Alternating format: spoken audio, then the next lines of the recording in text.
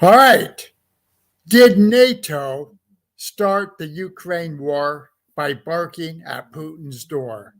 Well, apparently that's what Pope Francis says. Apparently it's because of NATO expansion, encroaching closer and closer to the Russian border by absorbing former Soviet territories, that finally it pushed Russia, Putin, to take action. And this isn't something that just happened out of the blue. I've seen other articles, one of them from Newsweek, where we've been warned for over 20 years that NATO expansion toward Russia would end badly or could end badly. At least it would start another Cold War at best, maybe a hot shooting war at worst, which is what we have right now. So Pope Francis suggests that we, NATO, started the war. Let's look at this. Yeah, it's something else pretty interesting to say. Let me see. The war is nothing but more than an opportunity for trade in arms. Basically, that's where you test weapons. And here's something that's very important, I think. If I can highlight it on my laptop, I'm not really great at the touchpad. The Russians now know that tanks are of little use and are thinking of other things. Tanks are of little use. Russians learning the lesson.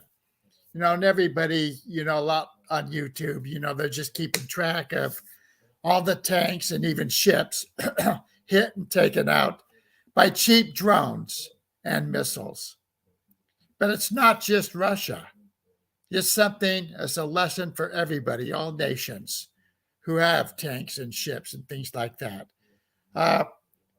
Excuse me. The Marines, the U.S. Marines, recently decided to get rid of their tanks. And I saw somewhere on, I think it was YouTube not long ago, where the Ukraine war reassured them in their decision to get rid of tanks because they're too easily knocked out by these cheap little, model airplanes with missiles on them and things like that. So it's a major thing that tanks are of little use, and that's apparently what Russia said. I mean, the Pope says that Russia is learning that lesson now, as we all should. But did encroaching toward NATO, Russian border, instigate the war? Well, according to Pope Francis, it did, and he's not the only one. You Google, NATO starting the war, and you'll come up with a lot of people who've been thinking this. Now, we can't really talk a lot about it openly here because all the propaganda, and let's face it, a lot of that news, especially on YouTube, but even the mainstream media, is propaganda. All we talk about are the Russian casualties, how many ships were hit, how many tanks were taken out by drones and crap like that. But we're not really hearing anything about the Ukraine casualties.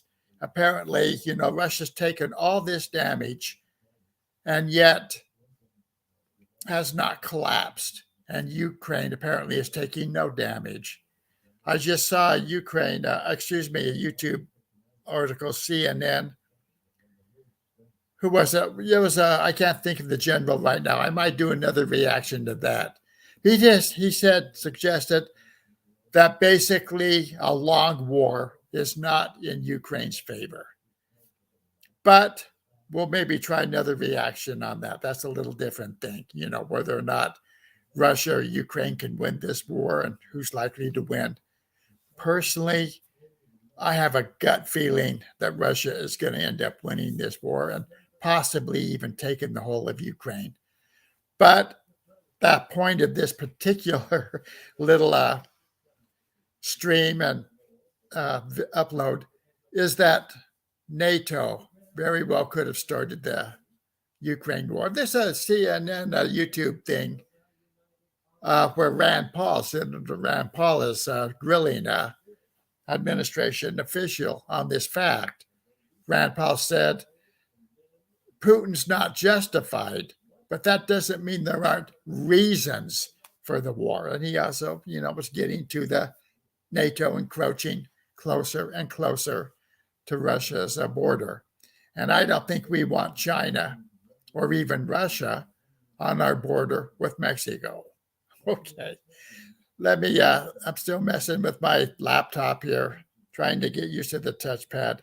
I'm too lazy to go into my desktop, which is much better, more powerful, and two screens. This whole thing works out better. So later, I hope soon later. Okay. Let's see if I can end this thing. Touchpad out.